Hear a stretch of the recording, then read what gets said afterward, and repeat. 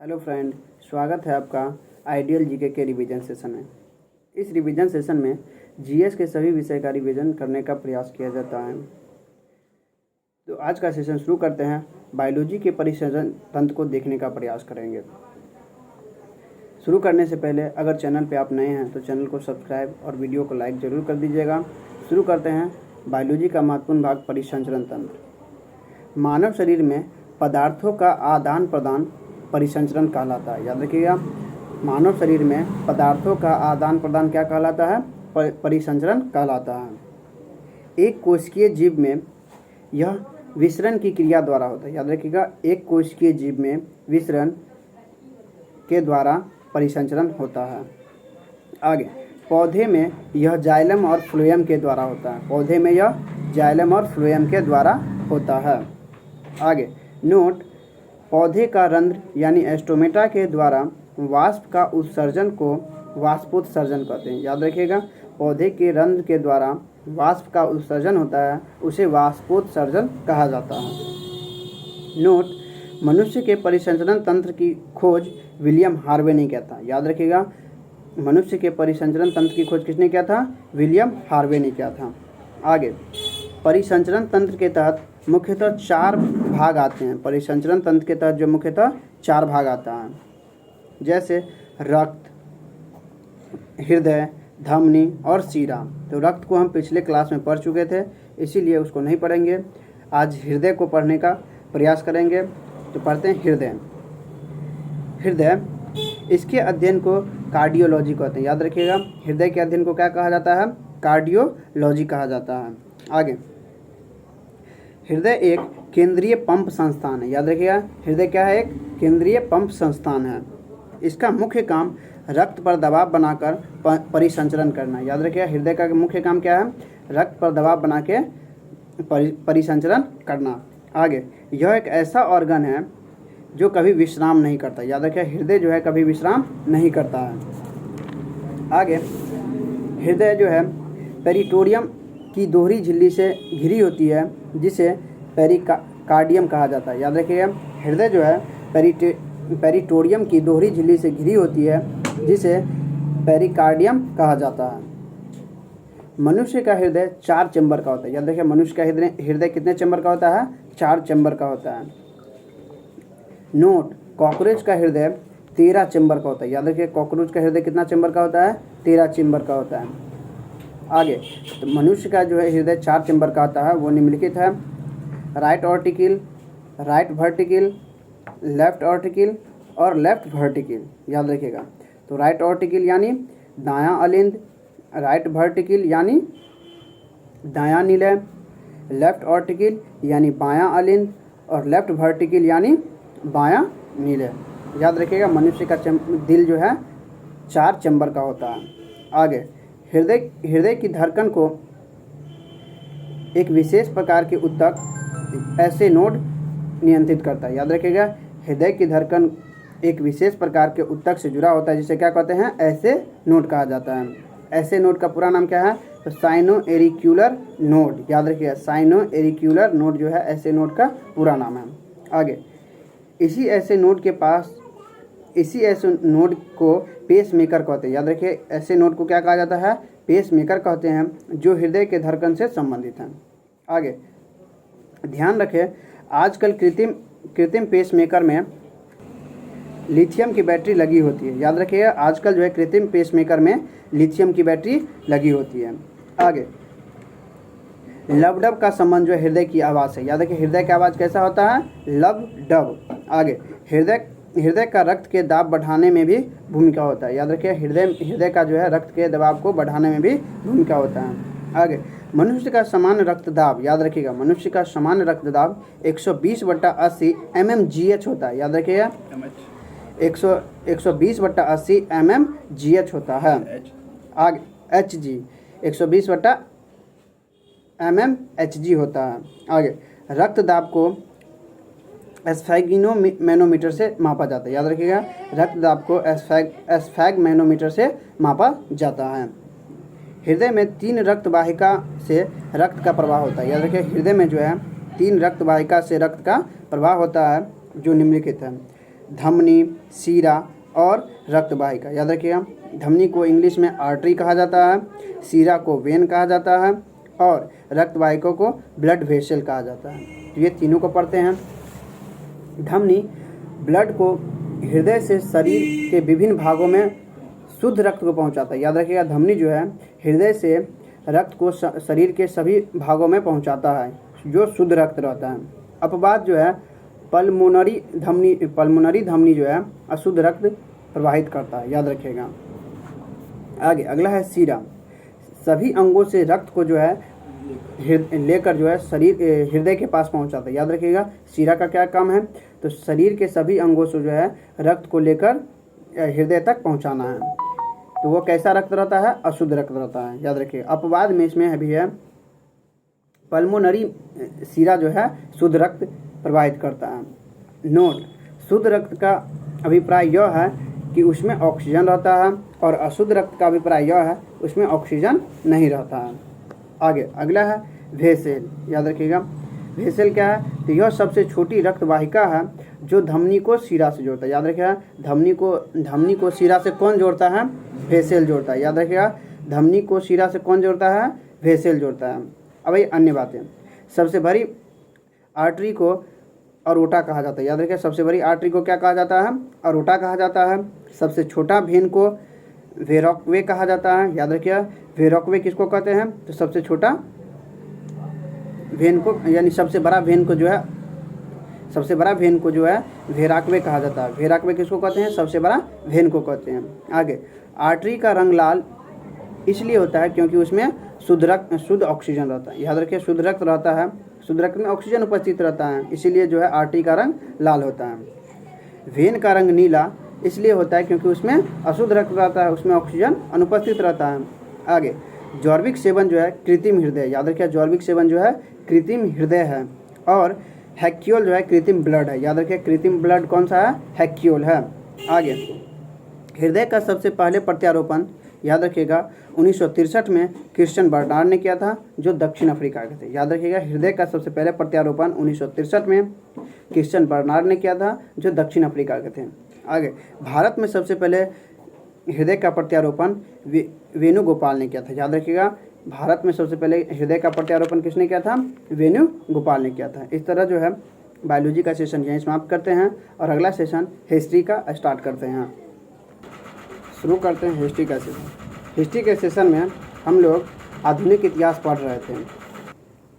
आधुनिक इतिहास में आज जो है हम लोग ब्रिटिश कालीन नीतियों के विरुद्ध जो है प्रतिक्रिया को देखने का प्रयास करेंगे। हम लोग ब्रिटिश की नीति को पढ़ चुके थे, तो आज जो है उसके विरुद्ध जो है प्रतिक्रिया किया गया था उसको देखने का प्रयास करेंगे। तो शुरू करते हैं। ब्रिटिश कालीन नीतियाँ औपनिवेशिक साम्राज्य के विकास। याद रखिएगा, ब्रिटिश कालीन नीतियाँ जो है औपनिवेशिक साम्राज्य के विकास से मजबूतीकरण से थी। याद रखिएगा। आगे इस क्रम में भारतीय संसाधनों का दोहन और नागरिकों का शोषण किया गया, जिसके विरुद्ध प्रतिक्रिया विभिन्न स्तरों पर दिखाई गई, जैसे नागरिकों की प्रतिक्रिया, आदिवासियों की प्रतिक्रिया और किसानों की प्रतिक्रिया। तो नागरिकों की प्रतिक्रिया को देखते हैं। नागरिकों की प्रतिक्रिया में सबसे पहला सन्यासी विद्रोह 1763 से 1800 ईस्वी में हुआ। यह जो है बंगाल में हुआ। याद रखिए, सन्यासी विद्रोह कहाँ हुआ, बंगाल में हुआ। इसका नेतृत्व जो है देवी चौधरानी ने किया था। याद रखिए, सन्यासी विद्रोह का नेतृत्व किसने किया था, देवी चौधरानी ने किया था। आगे नोट, बंकिम चंद्र चटर्जी के उपन्यास आनंद मठ का कथानक जो है इसी विद्रोह पर आधारित है। याद रखिए, बंकिम चंद्र का जो है आनंद मठ का जो है कथानक जो है इसी पर आधारित है। याद रखिए, आनंद मठ के लेखक कौन, बंकिम चंद्र चटर्जी। उसमें जो है कथानक जो है इसी सन्यासी विद्रोह पर आधारित है। नोट, बंगाल क्रांतिकारियों का बाइबल आनंद मठ है। याद रखिएगा, बंगाल क्रांतिकारियों का बाइबल कौन सा है, आनंद मठ है। आगे अगला विद्रोह है 1772 में बंगाल बिहार में चुआर विद्रोह हुआ। याद रखिएगा, चुआर विद्रोह कब हुआ और कहाँ हुआ, तो 1772 में बंगाल बिहार में हुआ। अगला विद्रोह है 1794 में दक्षिण भारत में विजयनगर के राजा ने विद्रोह किया। याद रखिएगा, दक्षिण भारत के राजा ने विद्रोह कब किया? 1794 में। आगे 1824 में चेन्नम्मा, याद रखिएगा 1824 में चेन्नम्मा के नेतृत्व में कित्तूर विद्रोह हुआ। याद रखिएगा, कित्तूर विद्रोह का नेतृत्व किसने किया था? चेन्नम्मा ने किया था, 1824 में किया था। आगे 1841 में सतारा विद्रोह महाराष्ट्र में हुआ। याद रखिएगा, 1841 में क्या हुआ? सतारा विद्रोह हुआ। कहाँ हुआ? तो महाराष्ट्र में हुआ। 1844 में गटकरी विद्रोह हुआ। याद रखिएगा, 1844 में क्या हुआ? गटकरी विद्रोह हुआ। आगे अब आइए पूर्वी मध्य दक्षिण भारत का जनजातीय विद्रोह। अब ये जनजातीय विद्रोह 1831-32 में सिंहभूम जिला में कोल विद्रोह हुआ। याद रखिएगा, कोल विद्रोह कहाँ हुआ? तो सिंहभूम जिला 1831-32 में हुआ, जिसका नेतृत्व जो है बुद्ध भगत ने किया था। याद रखिएगा, कोल विद्रोह का नेतृत्व किसने किया था? बुद्ध भगत ने किया था। और कोल विद्रोह कब हुआ था? तो 1831-32 में हुआ था।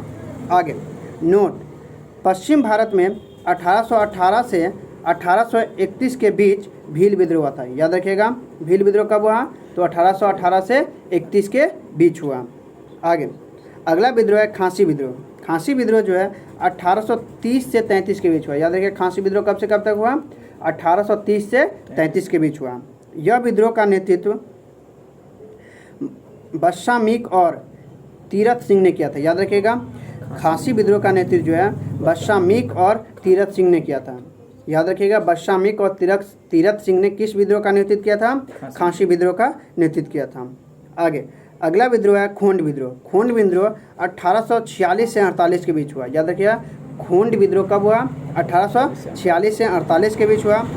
यह विद्रोह का कारण नरबली प्रथा को समाप्त करना।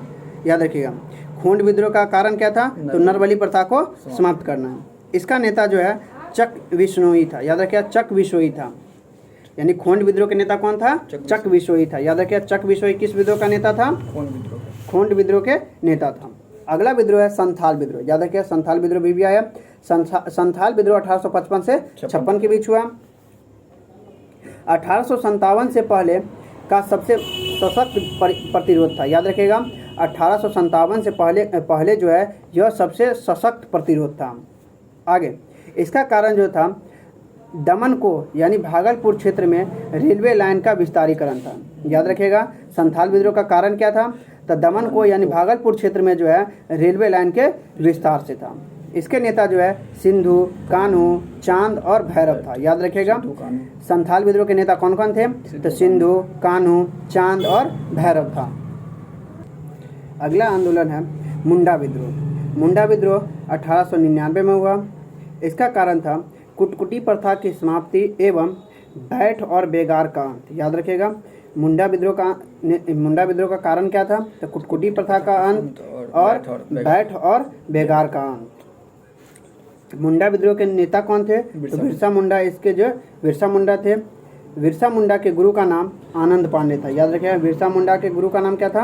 आनंद पांडे था। बिरसा मुंडा का संबंध किस आंदोलन से था? तो मुंडा विद्रोह से। आगे इस विद्रोह का अंत जो है दमन के माध्यम से हुआ। लेकिन विद्रोह के समाप्ति के बाद अंग्रेज ने 1908 में छोटा नागपुर काश्तकारी अधिनियम पारित किया। याद रखिएगा, एवं कुटकुटी को जो है मान्यता दिया। कुटकुटी मतलब क्या? सामूहिक कृषि। याद रखिए, सामूहिक कृषि को जो है मान्यता दिया। आगे अगला आंदोलन है हो आंदोलन। हो आंदोलन 1927 में हुआ, छोटा नागपुर पठार के क्षेत्रों में। आगे अगला है फराजी विद्रोह। फराजी विद्रोह 1938 से फराजी विद्रोह जो है 1838 से 1855 के बीच हुआ। इसके नेता जो है सतीतुल्ला के पुत्र, याद रखिएगा, दुद्धू मियाँ था। दुद्धू मियाँ जो था फराची विद्रोह का नेता था। याद रखिएगा, दुद्धू मियाँ के पिता का नाम क्या था? सरीतुल्ला। याद रखिएगा। आगे फराजी विद्रोह जो है, फराजी विद्रोह बंगाल के क्षेत्रों में हुआ। कब हुआ फराजी विद्रोह? तो 1838 से 55 के बीच हुआ। आगे तीसरा है किसान विद्रोह या आंदोलन। किसान विद्रोह या आंदोलन जो है दो चरणों में हुआ। तो एक है 19वीं सदी में जमींदारों के विरुद्ध असंगठित विद्रोह। तो जमींदारों के विरुद्ध कौन कौन सा विद्रोह हुआ था? तो नील विद्रोह, पवना विद्रोह, दक्कन विद्रोह, रामोशी विद्रोह और कुका विद्रोह, याद रखिएगा। तो नील विद्रोह जो है 1859 से 60 के बीच हुआ। नील विद्रोह के नेता कौन कौन थे? तो दिगंबर विश्वास और विष्णु विश्वास, याद रखिएगा। नील विद्रोह के नेता कौन कौन थे? दिगंबर विश्वास और विष्णु विश्वास। आगे ये पवना विद्रोह कब हुआ था? तो पवना विद्रोह जो है 1873 से 76 के बीच हुआ। इसके नेता कौन थे? किसान चंद्र और शंभूनाथ, याद रखिएगा। किसान चंद्र और शंभूनाथ किस विद्रोह के नेता थे? तो पवना विद्रोह के नेता थे। आगे अब ये दक्कन विद्रोह कब हुआ था? तो 1875 में हुआ था। इसके नेता बाबा साहब देशमुख थे, याद रखिए। बाबा साहब देशमुख किस विद्रोह के नेता थे? दक्कन विद्रोह के नेता थे। अगला है रामोशी विद्रोह कब हुआ था? तो 1879 में हुआ था, महाराष्ट्र के क्षेत्र में हुआ था। और इसके नेता रामोशी विद्रोह के नेता जो है बलवंत वासुदेव फरके था, याद रखिएगा। रामोशी विद्रोह के नेता कौन था? तो बलवंत वासुदेव फरके थे। आगे अब ये कुका विद्रोह के नेता जो है जवाहर मल या राम सिंह के नेतृत्व में था, याद रखिए। कुका विद्रोह किसके नेतृत्व में हुआ था? जवाहर मल या राम सिंह के नेतृत्व में हुआ था। अब ये अगला जो है 20वीं सदी का किसान आंदोलन संगठित और अंग्रेजों के विरुद्ध था, याद रखिए। 20वीं सदी में जो है, पहले तो वो 19वीं सदी में जमींदारों के विरुद्ध था, वो असंगठित विद्रोह था। लेकिन 20वीं सदी में किसान आंदोलन संगठित और अंग्रेजों के विरुद्ध, जैसे चंपारण विद्रोह, खेरा विद्रोह, असहयोग आंदोलन, बारदोली सत्याग्रह और तेगभागा आंदोलन और तेलंगाना आंदोलन। तो चंपारण आंदोलन कब हुआ था? तो 1917 में हुआ था। खेरा आंदोलन कब हुआ? 1918 में हुआ। यूपी में अवध के क्षेत्र में बाबा रामचंद्र के नेतृत्व में, याद रखिएगा। आगे 1920 में असहयोग आंदोलन के समय जो है विद्यानंद के नेतृत्व में। बारदोली सत्याग्रह 1928 में सरदार पटेल के नेतृत्व में। और तेभागा आंदोलन बंगाल में 1946 में हुआ। और तेलंगाना आंदोलन 1946 से 51 में हुआ। तो इसी जो है आंदोलन को जो है पढ़ने का डिटेल से आप पढ़ते हैं। तो पहला आंदोलन है नील विद्रोह। तो नील विद्रोह को पढ़ते हैं। यह विद्रोह 1859 से 60 में बंगाल में हुआ, याद रखिए। नील विद्रोह कहाँ हुआ? 1859 से 60 में बंगाल में हुआ, याद रखिएगा। यह आंदोलन बंगाल के नदिया जिलों में, याद रखिएगा। बंगाल के किस जिला में? नदिया जिला में गोविंदपुर गांव में दिगंबर विश्वास और विष्णु विश्वास के नेतृत्व में हुआ, याद रखिएगा। नील विद्रोह कहाँ हुआ? तो बंगाल के नदिया जिला में गोविंदपुर गांव में दिगंबर विश्वास और विष्णु विश्वास के नेतृत्व में हुआ। आगे इस आंदोलन के और समस्याओं पर जो है दीनबंधु मित्र ने नील दर्पण नामक पुस्तक में बंगाली में लिखा है, याद रखिएगा। यानी नील दर्पण में जो है इस पे जो और समस्याओं का जो वर्णन जो है नील दर्पण पुस्तक दीनबंधु ने जो लिखा है उसमें वर्णन किया है बंगाली भाषा में, याद रखिए। नील दर्पण पुस्तक के लेखक कौन है? दीनबंधु है। ये किस भाषा में लिखा था? बंगाली भाषा में। आगे उल्लेखनीय है हिंदू पैट्रियोट, याद रखिएगा। हिंदू पैट्रियोट के संपादक हरिश्चंद्र ने भी नील किसानों की दशा पर प्रकाश डाला, याद रखिएगा। हिंदू पैट्रियोट के संपादक कौन है? तो हरिश्चंद्र है। हिंदू पैट्रियोट के संपादक कौन है? हरिश्चंद्र है। इसमें भी जो है नील किसानों की दशा पर जो है प्रकाश डाला गया है। आगे इस आंदोलन की उल्लेखनीय विशेषता जो है अनुशासन और एकता था, याद रखिएगा। नील दर्पण की जो मुख्य विशेषता क्या था? अनुशासन और एकता था। अगला विद्रोह है पवना विद्रोह 1873 से 76 के बीच हुआ था, याद रखिए। पवना विद्रोह कब हुआ? 1873 से 76 के बीच हुआ। बंगाल में किसान चंद्र और शंभूनाथ के नेतृत्व में इस विद्रोह की शुरुआत हुई जमींदारों के नीतियों के विरुद्ध, याद रखिएगा। पवना विद्रोह क्यों हुआ था? तो जमींदारों के जो है नीतियों के विरुद्ध हुआ था, किसान चंद्र और शंभूनाथ के नेतृत्व में। आगे विद्रोह का परिणाम के रूप में बंगाल काश्तकारी अधिनियम 1855 पारित कर दिया गया, याद रखिएगा। बंगाल काश्तकारी अधिनियम कब आया था? 1855 में। अगला अगला विद्रोह है दक्कन विद्रोह। दक्कन विद्रोह 1855 में हुआ था। याद रखिए दक्कन विद्रोह कब हुआ? 1855 में हुआ। यह विद्रोह महाराष्ट्र में कृषक और साहूकार के बीच तनाव की पृष्ठभूमि में शुरू हुआ। याद रखिएगा दक्कन विद्रोह जो है कृषक यानी किसान और साहूकारों के बीच तनाव के पृष्ठभूमि में शुरू हुआ था। आगे सरकार ने 1879 में दक्कन राहत अधिनियम पारित किया। याद रखिए दक्कन राहत अधिनियम कब पारित किया गया? 1879 में। दक्कन राहत अधिनियम कब पारित किया गया? 1879 में। दक्कन विद्रोह का नेतृत्व जो है बाबा साहब देशमुख कर रहे थे। याद रखिए दक्कन विद्रोह का नेतृत्व किसने किया था? बाबा साहब देशमुख ने किया था। अगला विद्रोह है कुका विद्रोह। कुका विद्रोह जो है 2 चरणों में हुआ था। याद रखिए कुका विद्रोह कितने चरणों में हुआ था? 2 चरणों में हुआ था। पहला चरण 1840 में जवाहर मल ने नेतृत्व किया था। याद रखिएगा कुका विद्रोह के जो है 1840 का नेतृत्व किसने किया था? जवाहर मल ने किया था। आगे 1872 में राम सिंह के नेतृत्व में हुआ था। दूसरा चरण में जो है 1872 में हुआ, इसका नेतृत्व राम सिंह ने किया था। राम सिंह को रंगून भेज दिया गया। याद रखिएगा राम सिंह को कहाँ भेज दिया गया? रंगून भेज दिया गया। आगे अब ये 20वीं सदी का किसान आंदोलन को डिटेल से पढ़ते हैं। तो 20वीं सदी का किसान आंदोलन पहला है चंपारण सत्याग्रह। चंपारण सत्याग्रह कब हुआ था? 1917 में हुआ था। गांधी जी का यह पहला सत्याग्रह था जो 3 कठिया प्रथा के विरोध में शुरू किया गया था चंपारण में। याद रखिएगा। आगे 3 कठिया प्रथा के विरोध में पंडित राजकुमार शुक्ल ने गांधी जी को चंपारण आने के लिए न्योता दिया था।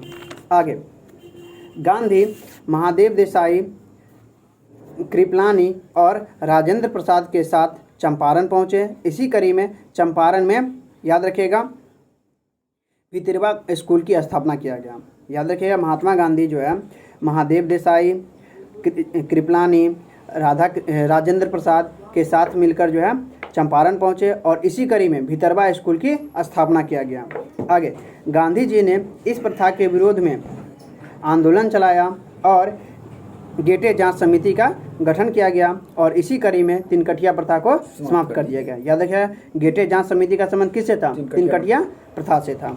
आगे नोट, चंपारण सत्याग्रह के दौरान रविंद्रनाथ टैगोर ने गांधी जी को महात्मा की उपाधि दिया, जबकि गांधी जी ने उन्हें गुरुदेव का उपाधि दिया। याद रखिएगा चंपारण सत्याग्रह के दौरान ही रविंद्रनाथ टैगोर ने महात्मा गांधी को महात्मा का उपाधि दिया और गांधी जी ने उन्हें गुरुदेव की उपाधि दिया।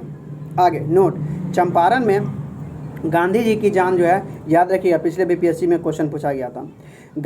चंपारण में गांधी जी की जान जो है बखत मियाँ ने बचाया था। याद रखिए जो एक रसोइया था जो गांधी जी को विषाक्त से बचाया था यानी जहर देने से बचाया था।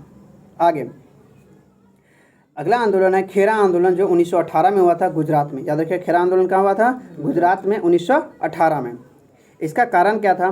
तो फसल बर्बाद, लेकिन सरकार जो है लगान लेने के लिए प्रतिबद्ध था। खेरा आंदोलन का कारण क्या था? फसल बर्बाद हो गया था लेकिन जो है सरकार जो है लगान लेने के लिए प्रतिबद्ध था। आगे इसका नेतृत्व महात्मा गांधी और वल्लभ भाई पटेल ने किया था। याद रखिए खेरा आंदोलन का नेतृत्व किसने किया था? महात्मा गांधी और वल्लभ भाई पटेल ने किया था। आगे अगला आंदोलन है अवध किसान आंदोलन। याद रखिए नाम से ही स्पष्ट है अवध किसान आंदोलन कहाँ होगा? उत्तर प्रदेश में होगा। इस उत्तर प्रदेश प्रतापगढ़ 1920 में हुआ था। याद रखिए अवध किसान आंदोलन कहाँ हुआ था? उत्तर प्रदेश प्रतापगढ़ 1920 में हुआ था। इसका कारण क्या था? तो इस आंदोलन का कारण जो है अवैध लगान वसूली और बेदखली अधिनियम था। याद रखिएगा अवध किसान आंदोलन का कारण क्या था? तो अवैध लगान वसूली और बेदखली अधिनियम था।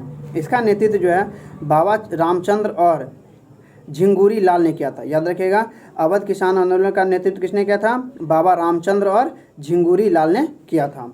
आगे बाबा रामचंद्र चौपाई सुनाकर, याद रखिए ये भी क्वेश्चन भी पिछले बीपीएससी का क्वेश्चन है।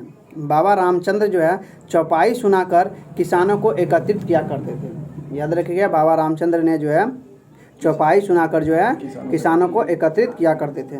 आगे अगला आंदोलन है एका आंदोलन जो 1921 से 22 में हुआ था। याद रखिए एका आंदोलन कब हुआ? 1921 से 22 में हुआ। यह जो है बहराइच और हरदोई क्षेत्र में हुआ था। याद रखिएगा बहराइच और हरदोई क्षेत्र में हुआ था। इसका नेता जो है मदारी पासा था। याद रखिएगा एका आंदोलन का नेता कौन था? मदारी पासा था। इसका कारण था लगान में वृद्धि। याद रखिएगा, एका आंदोलन का कारण क्या था? तो लगान में वृद्धि था। आगे अगला आंदोलन है मोपला विद्रोह। मोपला विद्रोह कब हुआ था? 1921 में। मोपला विद्रोह कब हुआ? 1921 में। याद रखिएगा, मालवाड़ क्षेत्र में। मालवाड़ क्षेत्र कहाँ है? केरल में। याद रखिएगा, मोपला विद्रोह कहाँ हुआ था? तो मालाबार क्षेत्र, केरल में। आगे मोपला विद्रोह का इतिहास 2 बार हुआ था। याद रखिए, मोपला विद्रोह जो है इतिहास में 2 बार हुआ था। मोपला विद्रोह जो है इतिहास में 2 बार हुआ था। पहली बार 1836 से 54 में के बीच हुआ था, जिसका नेतृत्व हाजी ने किया था। याद रखिएगा, पहली बार जो 1836 से 54 के बीच मोपला विद्रोह हुआ था, इसका नेतृत्व हाजी ने किया था। 21 बार विद्रोह किया था, 21 बार जो है विरोध किया था। आगे दूसरी बार 1921 में हुआ। इसके नेतृत्व जो है अली मुस्लियार ने किया था। याद रखिएगा, दूसरा मोपला विद्रोह का नेतृत्व किसने किया था? अली मुस्लियार ने किया था। दूसरी बार जो मोपला विद्रोह जो है 1921 में हुआ था। आगे इसका कारण क्या था? तो लगान और बेदखली कानून था। याद रखिएगा, इसका भी कारण क्या था? लगान और बेदखली कानून था। आगे अगला है बारदोली सत्याग्रह 1928। याद रखिए, बारदोली सत्याग्रह कब हुआ? 1928 में। कहाँ हुआ? तो गुजरात में हुआ। इसका नेतृत्व सरदार वल्लभ भाई पटेल ने किया था। याद रखिए, बारदोली सत्याग्रह का नेतृत्व किसने किया था? सरदार वल्लभ भाई पटेल ने किया था। आगे इस आंदोलन के क्रम में बारदोली की महिला जैसे मीनूबेन, शारदाबेन इत्यादि ने इन्हें सरदार की उपाधि दिया। याद रखिए, बारदोली सत्याग्रह के दौरान ही सरदार वल्लभ भाई पटेल को जो है सरदार की उपाधि वहाँ के महिलाओं ने दिया था। आगे बारदोली सत्याग्रह का कारण क्या था? तो लगान में बढ़ोतरी। याद रखिएगा, लगान में बढ़ोतरी। इस बढ़ोतरी के विद्रोह में के आलोक में मैक्सवेल ब्रूमफील्ड, याद रखिएगा, मैक्सवेल ब्रूमफील्ड जांच समिति का गठन किया गया। याद रखिएगा, मैक्सवेल ब्रूमफील्ड जांच समिति का गठन किस में किया गया था? तो बारदोली सत्याग्रह के आंदोलन में ही किया गया था। आगे जिस तरह वहाँ याद किए गेटे जांच समिति का संबंध किससे था? तिनकठिया वही चंपारण सत्याग्रह से। उस तरह मैक्सवेल ब्रूमफील्ड समिति का संबंध किससे था? तो बारदोली सत्याग्रह से था। नोट 1930 से 1940 के दशक में ब्रिटिश भूमि नीति के विरोध में 1930 से 1940 के दशक में ब्रिटिश भूमि नीति के विरोध में पंजाब में सोहन सिंह भाखना, गदर आंदोलनकारी एवं ज्वाला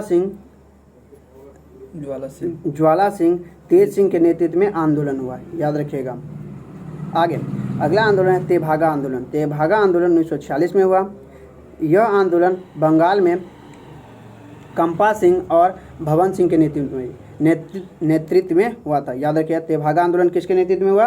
कंपा सिंह और भवन सिंह के नेतृत्व में हुआ, जिसमें जो है बटाईदारों ने यह फैसला लिया कि वह जोतदार को 1/3 जो है अनाज देगा। याद रखिएगा, तेभागा आंदोलन में जो है बटाईदारों ने यह फैसला लिया कि जोतदार को जो है कितना 1/3 जो है अनाज दिया जाएगा।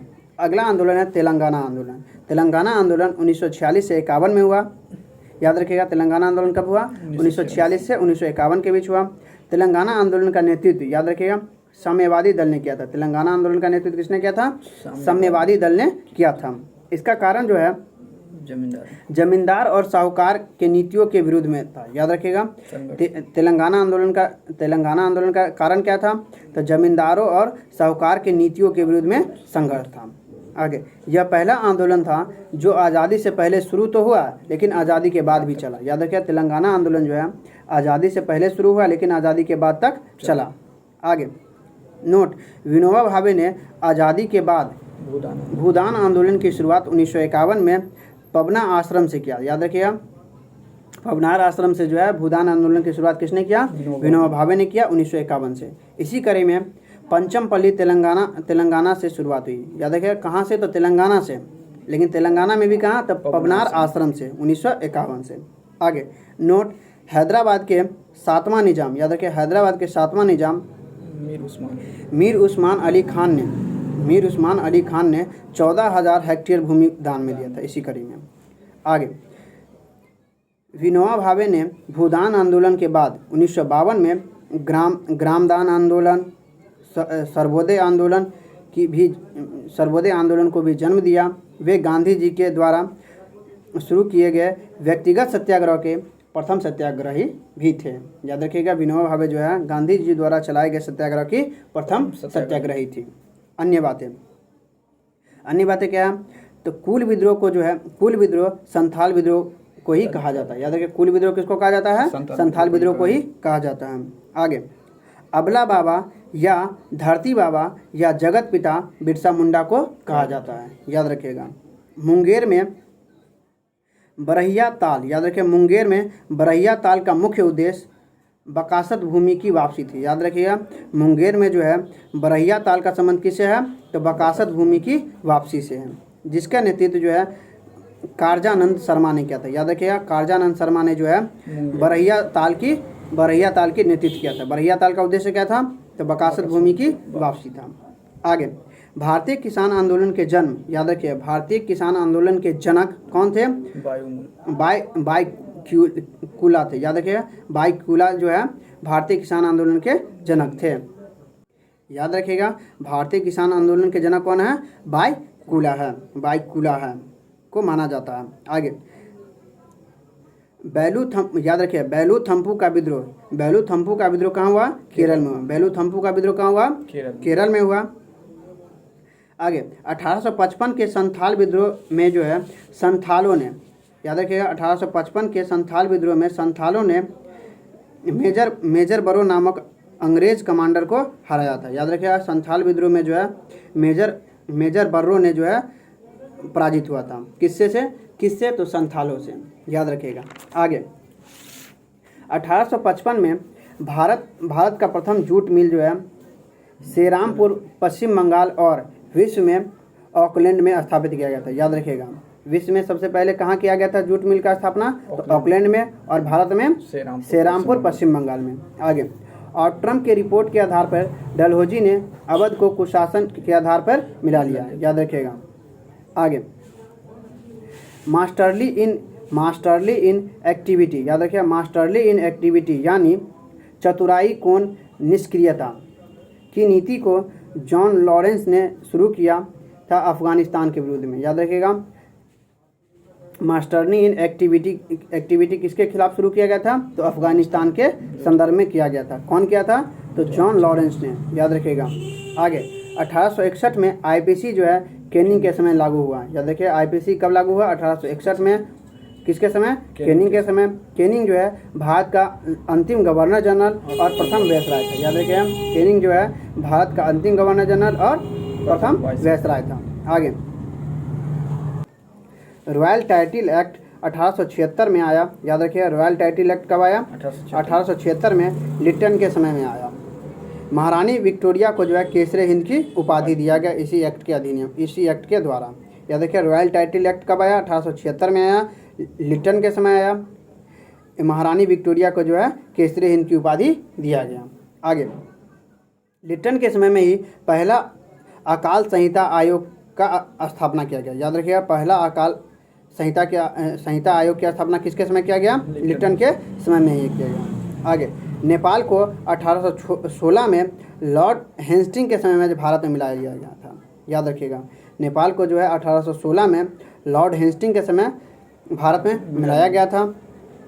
सिंध को 1843 में एलन बरो के समय नेपियर के द्वारा भारत में मिलाया गया था। याद रखिएगा, नेपियर के द्वारा एलन बरो के समय 1843 में सिंध को मिलाया गया था। आगे, भूटान को 1865 में लॉरेंस के द्वारा, याद रखिएगा, भूटान को जो है 1865 में लॉरेंस के द्वारा भारत में मिलाया गया था। आगे, बर्मा को 1855 में डफरिन के द्वारा, याद रखिएगा, डफरिन के द्वारा भारत में मिलाया गया था। इस तरह हिस्ट्री का सेशन यहीं समाप्त करते हैं और अगला सेशन संविधान का स्टार्ट करते हैं। शुरू करते हैं संविधान का सेशन। तो संविधान के सेशन में आज नीति निर्देशक तत्व यानी डीपीएसपी को देखने का प्रयास करेंगे। शुरू करते हैं। नीति निर्देशक तत्व राज्यों को सामाजिक एवं आर्थिक कल्याण या कल्याणकारी राज्य की स्थापना के उद्देश्य से दिया जाता है। याद रखिएगा, डीपीएसपी किसको दिया जाता है, राज्य को दिया जाता है।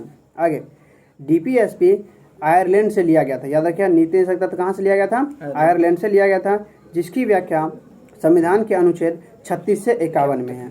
याद रखिएगा। आगे डीपीएसपी को संविधान के भाग 4 में रखा गया है।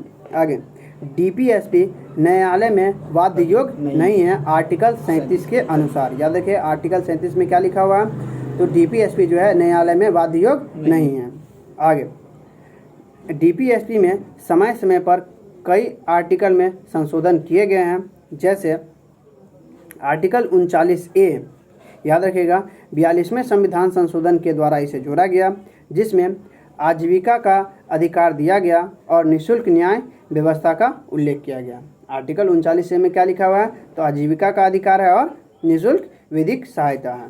आगे आर्टिकल 43A, इसमें क्या है, तो इसे भी जो 42वां संविधान संशोधन द्वारा जोड़ा गया, इसमें जो है प्रबंधन में श्रमिकों की भागीदारी है। याद रखिए प्रबंधन या उद्योग या कारखाना में जो है श्रमिकों की भागीदारी है। आगे अगला है आर्टिकल 45 VVIA। आर्टिकल 45 में जो है 86वां संविधान संशोधन 2002 के द्वारा 6 से 14 वर्ष के बच्चे के शिक्षा को अनुच्छेद 21 क में जोड़ा गया, याद रखिएगा। आगे अगला है आर्टिकल 48 क, इसे भी जो है 42वां संविधान संशोधन द्वारा जोड़ा गया। इसमें जो है पर्यावरण का संरक्षण संबंधित है। याद रखिए आर्टिकल 48 क में क्या है, पर्यावरण का संरक्षण संबंधित है। आगे अब आइए नीति निषेध संबंधित महत्वपूर्ण नीति निषेध में तत्व में जो है महत्वपूर्ण आर्टिकल को पढ़ते हैं। तो पहला आर्टिकल 39 क में निःशुल्क विधिक सहायता। याद रखिए आर्टिकल 39 क में है क्या है, निःशुल्क विधिक सहायता। आर्टिकल 40 में क्या है, तो ग्राम पंचायत की स्थापना, याद रखिएगा। आर्टिकल 43 क क्या कहता है, तो प्रबंधन में श्रमिकों की भागीदारी। आर्टिकल 44 क्या कहता है, तो समान नागरिक संहिता, याद रखिएगा।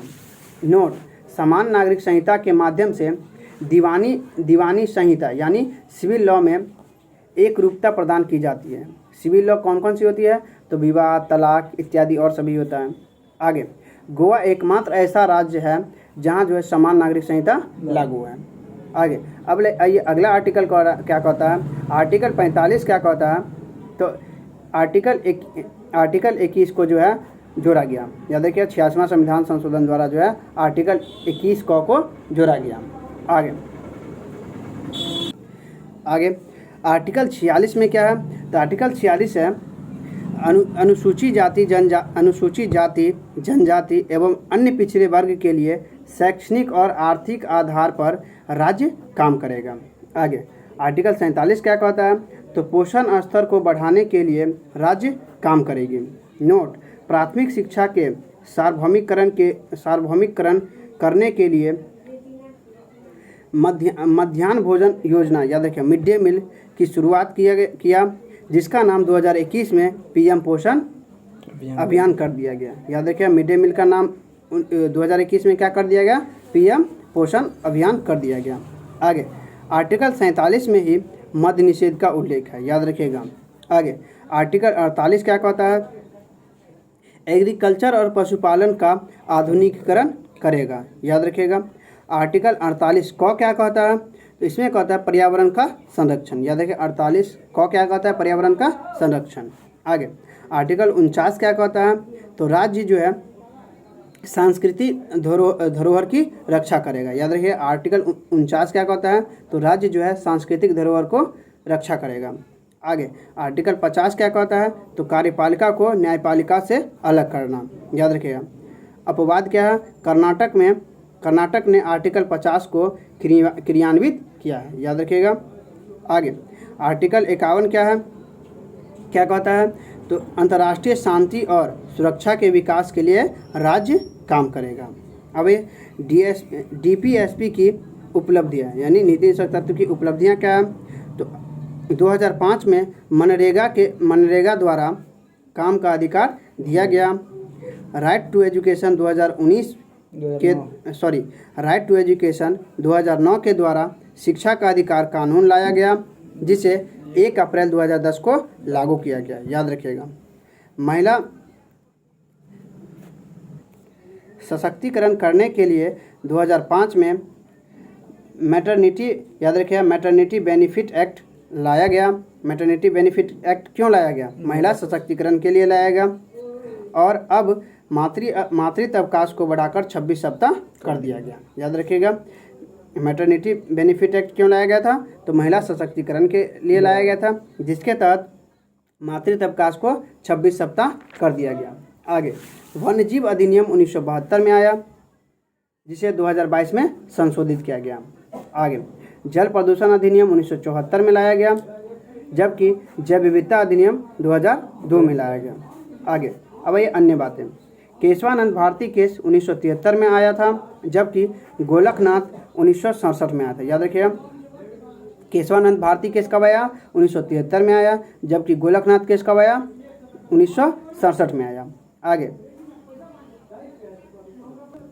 मिनर्वा मिल केस 1980 में, जिसके द्वारा मूल अधिकार और नीति निषेध तत्व को सह अस्तित्व को विकास किया गया। याद रखिएगा, मिनर्वा मिल केस कब आया? 1980 में आया, जिसके द्वारा जो है मूल अधिकार और नीति निषेध तत्व के सह अस्तित्व को स्वीकार किया गया।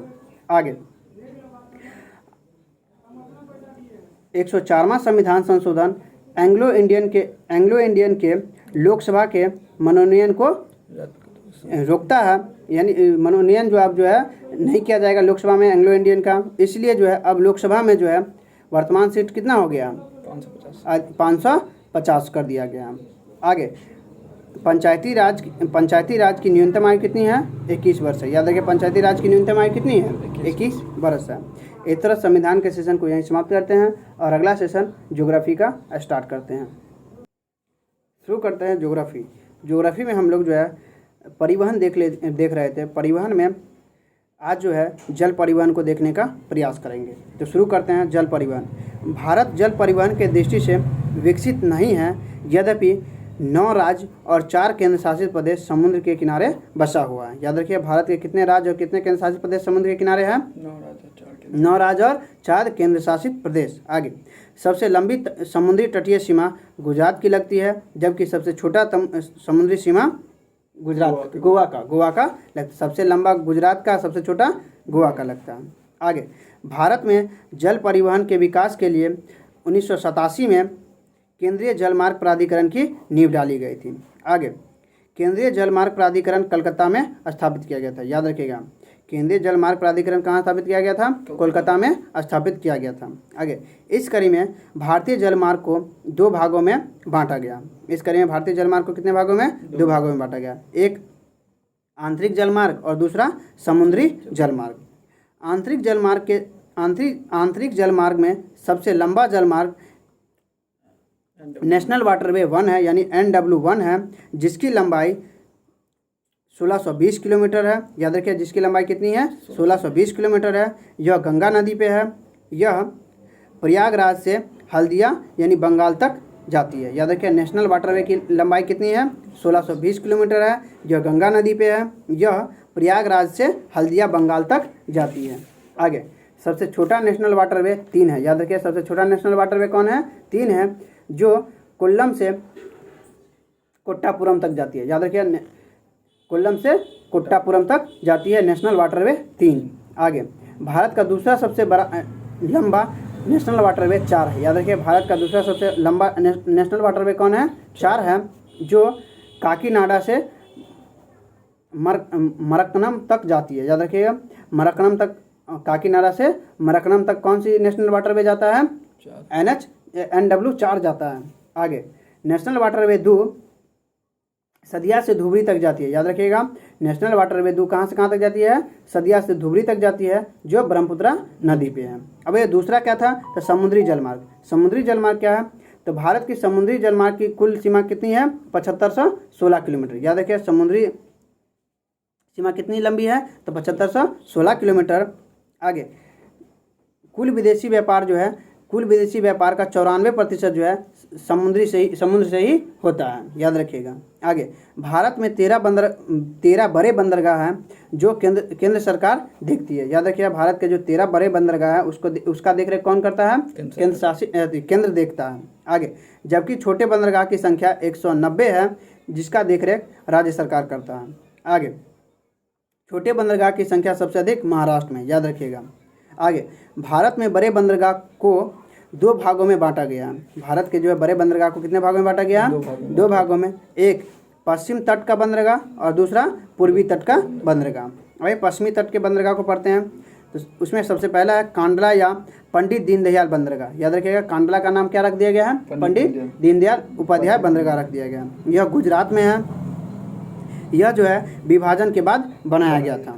आगे, पश्चिम देशों के साथ मुख्य व्यापार विशेषकर है इसके साथ। याद रखिए, कांडला बंदरगाह से किधर व्यापार होता है? पश्चिम देश के साथ, जैसे पेट्रोलियम, इलेक्ट्रॉनिक, कपास इत्यादि का व्यापार किया जाता है। आगे, मुख्य व्यापार जो है सीमेंट का होता है। याद रखिए, कांडला बंदरगाह से जो है मुख्य व्यापार किस चीज़ का होता है? सीमेंट का होता है।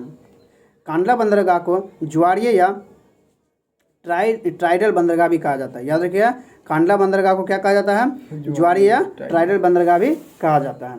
अगला बंदरगाह है मुंबई बंदरगाह।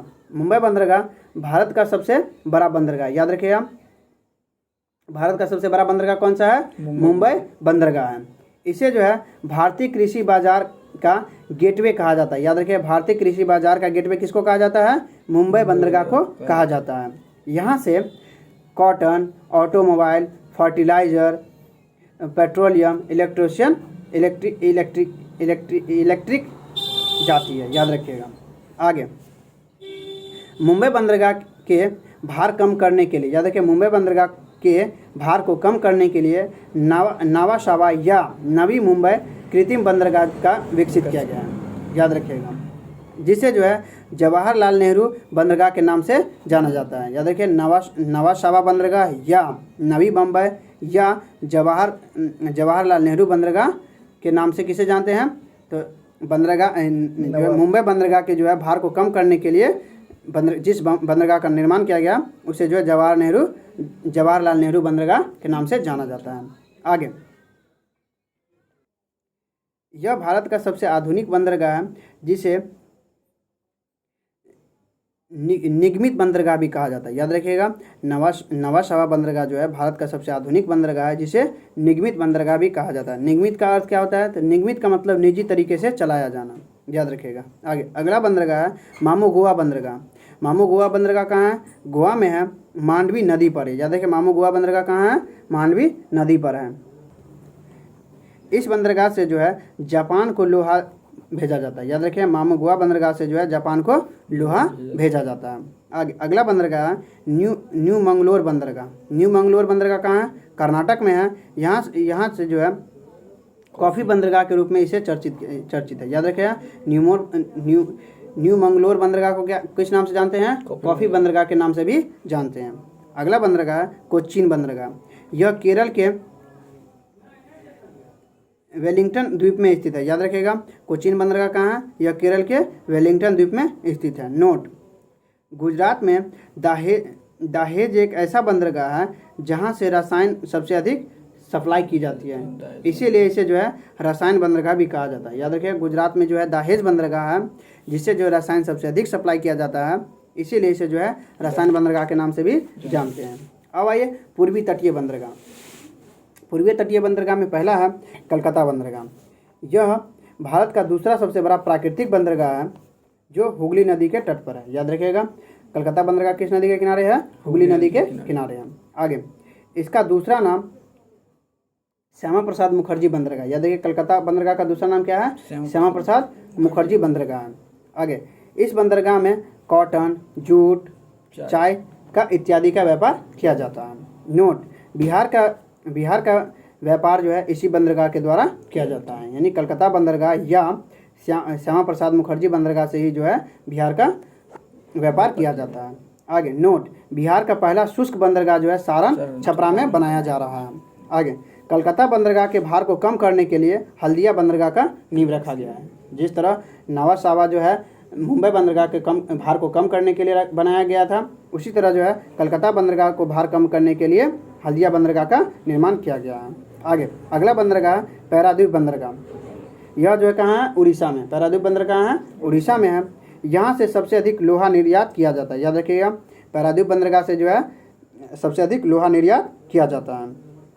आगे, अगला बंदरगाह है विशाखापट्टनम बंदरगाह। विशाखापट्टनम बंदरगाह जो है आंध्र प्रदेश में है। याद रखिएगा, यह सबसे गहरा बंदरगाह है। याद रखिएगा। सबसे गहरा बंदरगाह कौन सा है? विशाखापट्टनम बंदरगाह। सर्वश्रेष्ठ प्राकृतिक बंदरगाह, याद रखिएगा विशाखापट्टनम क्या है? सर्वश्रेष्ठ प्राकृतिक बंदरगाह।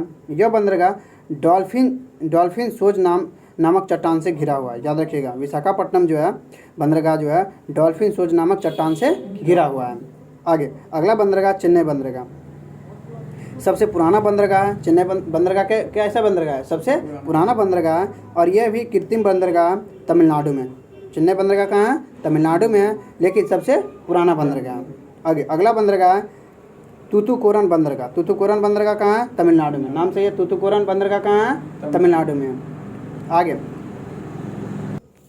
अगला बंदरगाह है एन्नौर बंदरगाह। एन्नौर बंदरगाह जो है निजी क्षेत्र के द्वारा प्रबंधित है। याद रखिए एन्नौर बंदरगाह जो है निजी क्षेत्रों के द्वारा प्रबंधित है। नोट, भारत में महाराष्ट्र और तमिलनाडु में तीन सबसे अधिक बंदरगाह। याद रखिए महाराष्ट्र में भी 3 बंदरगाह और तमिलनाडु में भी 3 बंदरगाह। आगे हाल ही में भारत का 13वां बड़ा बंदरगाह जो है बथावन महाराष्ट्र में खोला जा रहा है। याद रखिए बथावन कहाँ खोला जा रहा है? महाराष्ट्र में, जो भारत का 13वां सबसे बड़ा बंदरगाह है। नोट, ओलंग बंदरगाह सबसे बड़ा जहाज तोड़ने वाला बंदरगाह है जो गुजरात में। याद रखिएगा ओलंग बंदरगाह कहाँ है? गुजरात में है, जो सबसे बड़ा जो है तोड़ने वाला बंदरगाह है।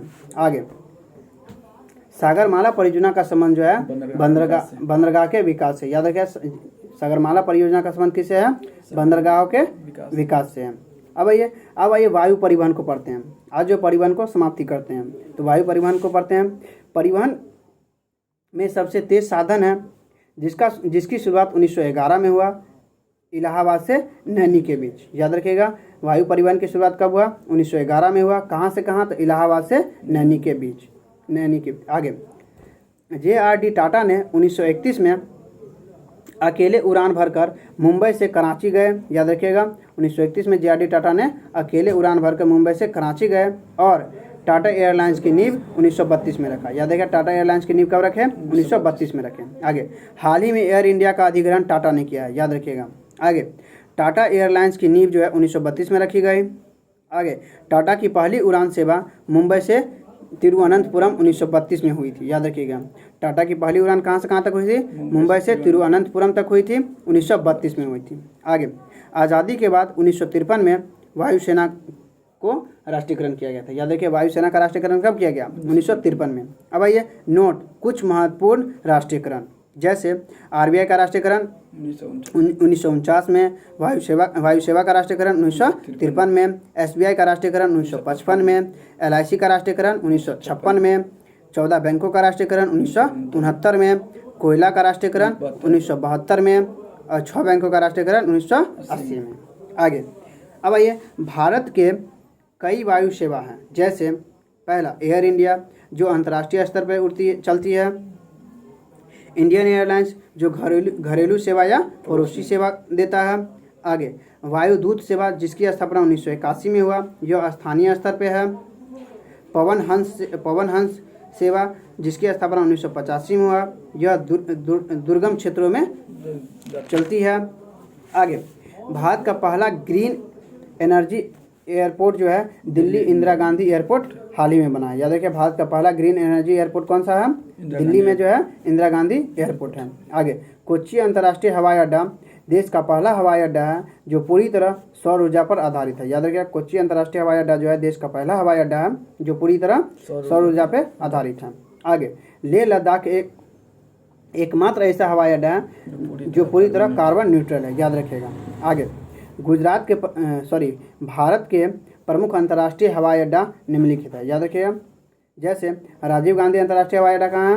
हैदराबाद में। राजीव गांधी अंतर्राष्ट्रीय हवाई अड्डा कहाँ है? हैदराबाद। जयप्रकाश नारायण हवाई अड्डा कहाँ है? पटना में। आगे सभी हवाई अड्डा जो है स्थानीय नेताओं के नाम से है, जैसे शिवाजी अंतर्राष्ट्रीय हवाई अड्डा कहाँ है? बम्बई में है। शेख आलम अंतर्राष्ट्रीय हवाई अड्डा कहाँ है? जम्मू कश्मीर में। चौधरी चरण सिंह अंतर्राष्ट्रीय हवाई अड्डा कहाँ है? लखनऊ में।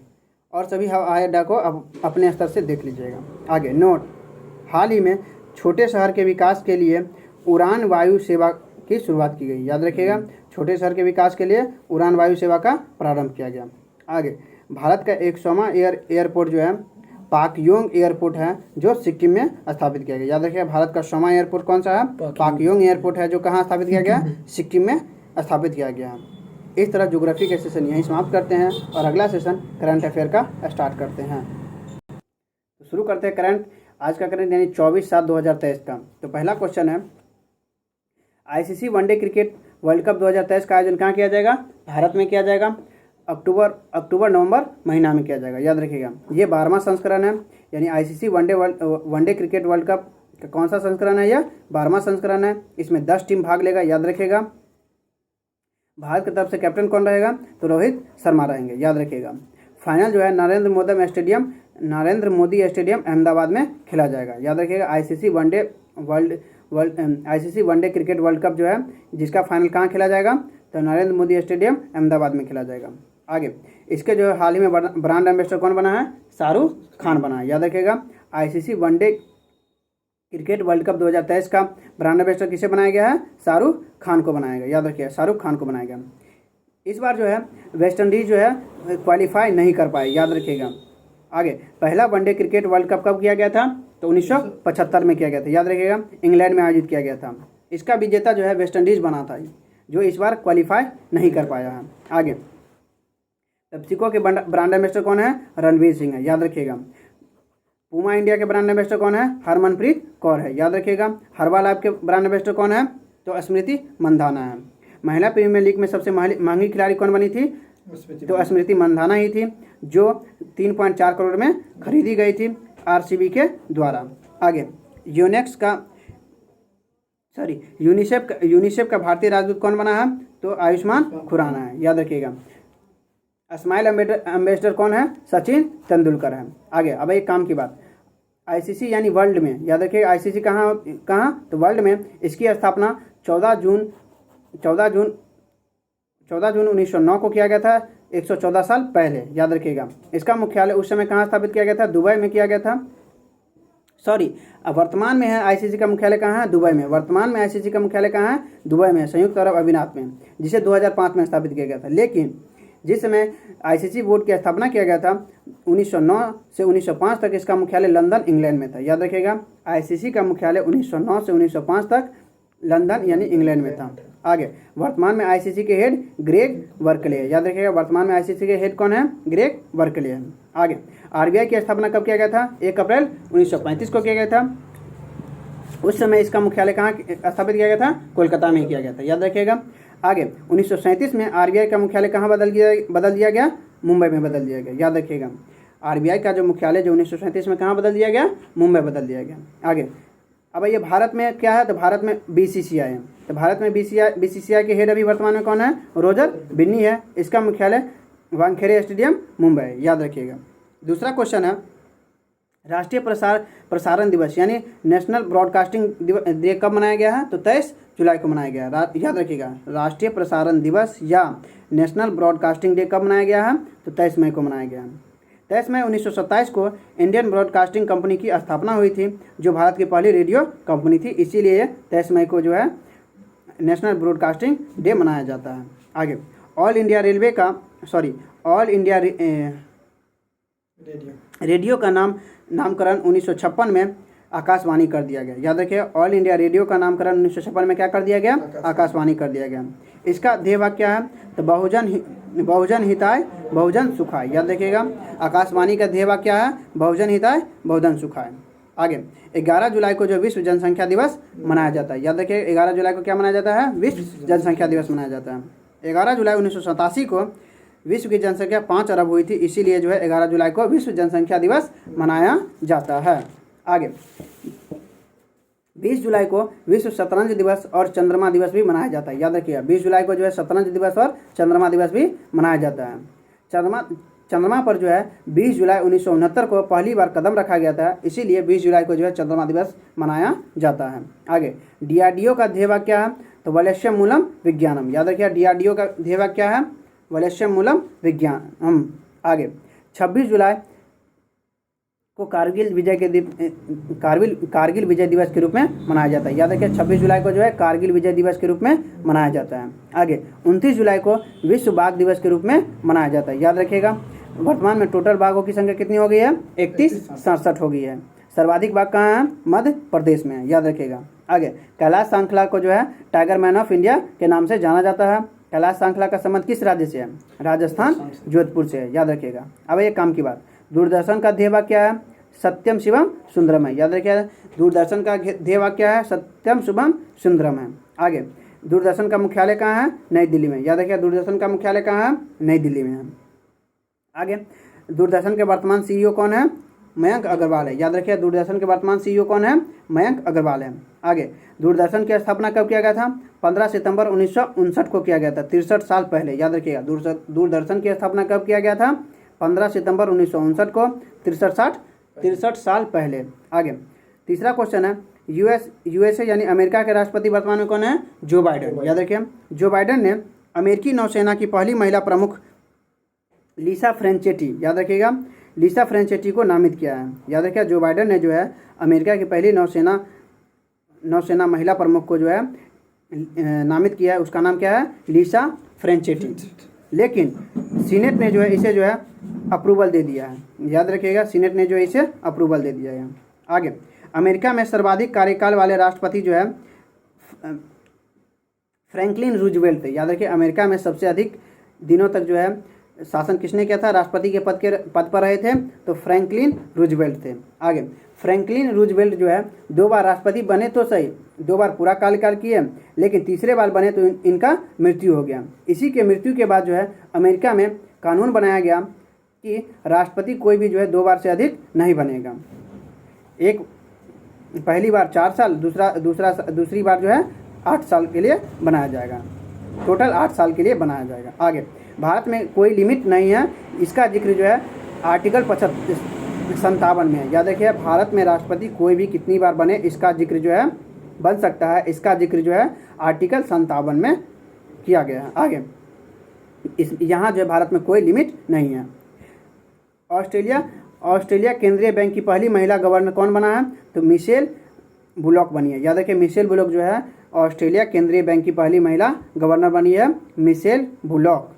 आगे, चांद पर जाने वाली पहली महिला क्रिस्टलिना कोच है, जो आर्टेमिस मिशन के द्वारा भेजी जाएगी, जिसे नासा भेजेगा। आगे, कैप्टन शिवा चौहान जो है सियाचिन पे तैनात होने वाली पहली महिला अधिकारी थी। आगे, आरती शाह जो है इंग्लिश चैनल पार करने वाली पहली महिला थी। फर्स्ट पुरुष जो है मिहिर सेन थे, याद रखिए। इंग्लिश चैनल पार करने वाले प्रथम पुरुष कौन थे? मिहिर सेन थे। आगे, शालिजा धामी जो है इंडियन एयरफोर्स की पहली महिला अधिकारी है, याद रखिए। शालिजा धामी कौन है?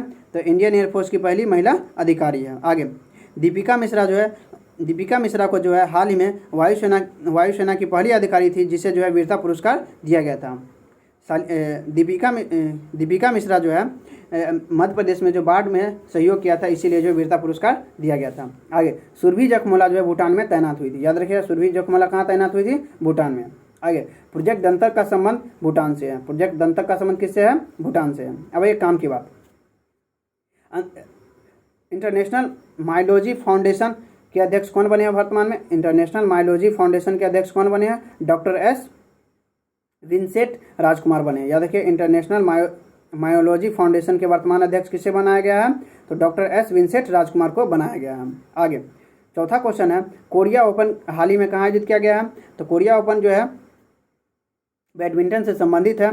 इसमें जो सात्विक चिराग विजेता बना है, इंडोनेशिया को हरा के, याद रखिएगा। कोरिया ओपन के विजेता कौन बना है? तो सात्विक चिराग बना है, इंडोनेशिया को हरा के, याद है। कोरिया ओपन का संबंध किस खेल से है? बैडमिंटन से है। आगे, इंडोनेशिया ओपन कौन जीता है? सात्विक चिराग जीता है। स्विस ओपन कौन जीता है? तो सात्विक चिराग जीता है। मलेशिया ओपन कौन जीता है? तो एच प्रणय जीता है। कनाडा ओपन किसने जीता है? तो लक्ष्य सेन ने जीता है। ओरलियंस ओपन किसने जीता है? तो प्रियांशु रजावत जीता है, याद रखिए। ओरलियंस ओपन किसने जीता है? प्रियांशु रजावत जीता है। थॉमस कप किसने जीता है? तो भारत ने पहली बार जीता है 2022 में। इसमें भी जो है सात्विक चिराग की जोड़ी ने जीता था। आगे, अब यूनेक्स सनराइज ओपन किसने जीता है? तो यूनेक्स सनराइज ओपन मेल में जो है कुनला वुड जीता है, और फीमेल में एनसी यांग जीता है, याद रखिएगा। फीमेल में एनसी यांग जीता है। तो अब ये काम की बात, शरद कमल का संबंध किस खेल से है? टेबल टेनिस से है, याद रखिएगा। शरद कमल को 2022 का मेजर ध्यानचंद खेल रत्न पुरस्कार दिया गया, याद रखिएगा। शरद कमल जो है शरद कमल ने राष्ट्रमंडल खेल में 3 गोल्ड और 1 रजत पदक जीता था। आगे 5वां क्वेश्चन है, विश्व पैरा तीरंदाजी चैंपियनशिप का आयोजन कहाँ किया गया है? चेक गणराज्य में किया गया है। इसमें जो है शीतल देशी, याद रखें शीतल देशी जो जम्मू कश्मीर की है, जिसने सिल्वर जीता है, जो विश्व की पहली आर्मलेस महिला पैरा तीरंदाज है, याद रखिएगा। आगे विश्व महिला मुक्केबाजी चैंपियनशिप का आयोजन भारत में किया गया है, जिसमें भारत ने 4 गोल्ड जीता। याद रखिए जिसमें जो है भारत ने कितना गोल्ड जीता है? 4 गोल्ड जीता है। निखत जरीन, लवलीना बोरगोहेन, स्वीटी बोरा और नीतू भंगास ने 4 गोल्ड जीत के लाई है। आगे भारतीय भवानी देवी का संबंध जो है तलवारबाजी से। याद रखिए भवानी देवी का संबंध किस खेल से है? तलवारबाजी से। 82वें ग्रैंड मास्टर कौन है वर्तमान में? भी भूपल्ला है। याद रखिए वर्तमान में 82वें ग्रैंड मास्टर कौन है? भी भूपल्ला है। आगे पंकज आडवाणी का संबंध किस खेल से है? बिलियर्ड खेल से है। आगे अब एक काम की बात, पार्थ सालुंखे जो है युवा वर्ल्ड कप चैंपियनशिप के रिवर्स वर्ग में गोल्ड जीतने वाले पहले पुरुष तीरंदाज बन गए। याद रखिए पार्थ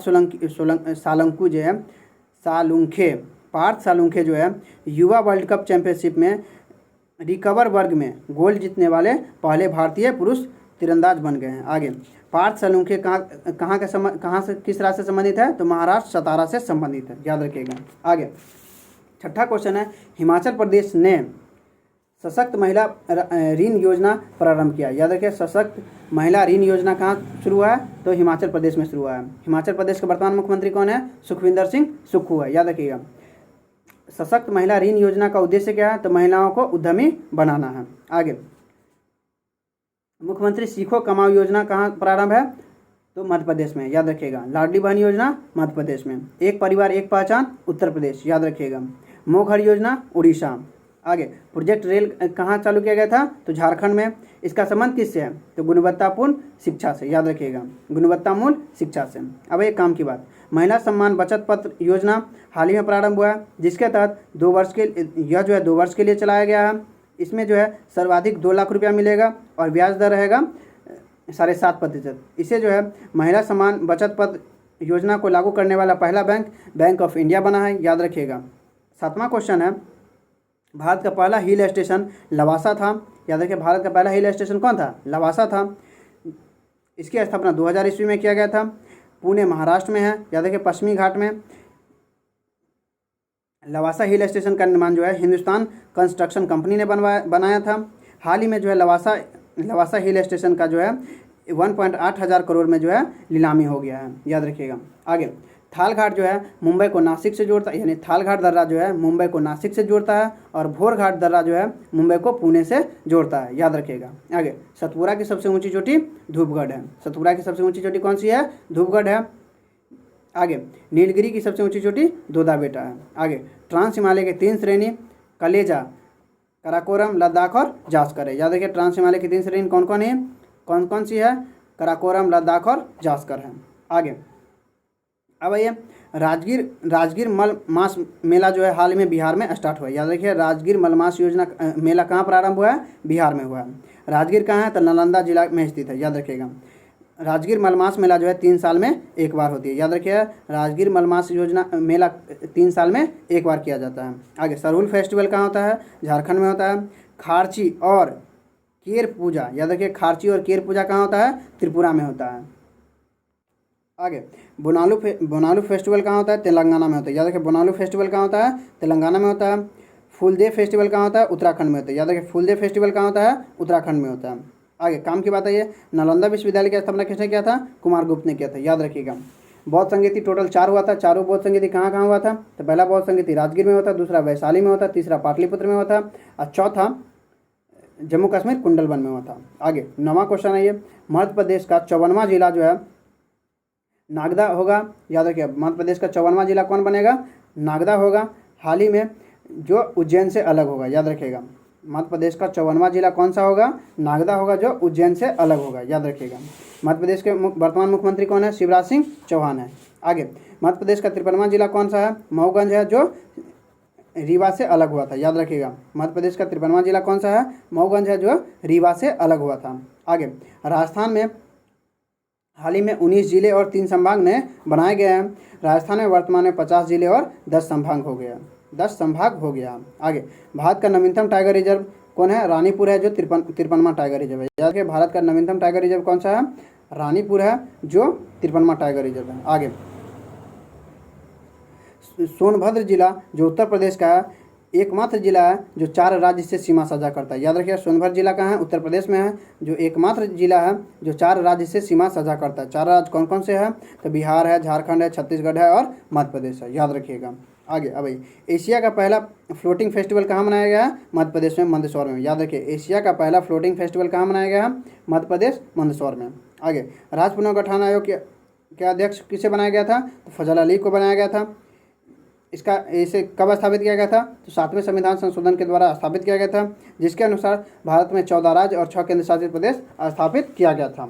वर्तमान में भारत में 28 राज्य और 8 केंद्र शासित प्रदेश हैं। आगे, 10वां और अंतिम क्वेश्चन है, खड़ग नदी बेसिन परियोजना कहाँ चलाया गया है? तो उड़ीसा में। याद रखिए खड़ग नदी बेसिन परियोजना कहाँ प्रारंभ हुआ है? तो उड़ीसा में प्रारंभ हुआ है। उड़ीसा के वर्तमान मुख्यमंत्री कौन है? नवीन पटनायक है। याद रखिए महानदी पे जो है हीराकुंड बांध परियोजना है। याद रखिएगा। आगे, उड़ीसा में कौन सी नदी है? महानदी है, जिसपे जो है हीराकुंड बांध परियोजना है। आगे, अब ये गंगा नदी के बाएं तट से कौन कौन सी नदी मिलती है? तो गंगा नदी के बाएं तट से जो है रामगंगा, गोमती, घाघरा, गंडक, कोसी, उसके बाद महानंदा। याद रखिएगा कौन कौन सी है गंगा के बाएं ओर से मिलने वाली नदी कौन कौन सी है? तो रामगंगा, गोमती, घाघरा, गंडक, कोसी और महानंदा। याद रखिएगा। अब ये यमुना के दाहिने तट से कौन कौन सी नदी मिलती है? तो यमुना के दाहिने तट से जो है चंबल, सिंध, बेतवा, केन। याद रखिएगा चंबल, सिंध, बेतवा, केन जो है यमुना के दाहिने तट से मिलती है। इस तरह आज के करंट अफेयर का सेशन समाप्त होता है और सेशन को भी यहीं समाप्त करते हैं। अगर सेशन अच्छा लगा हो तो सेशन को लाइक और चैनल को सब्सक्राइब जरूर कर लीजिएगा। मिलते हैं अगले वीडियो में। धन्यवाद।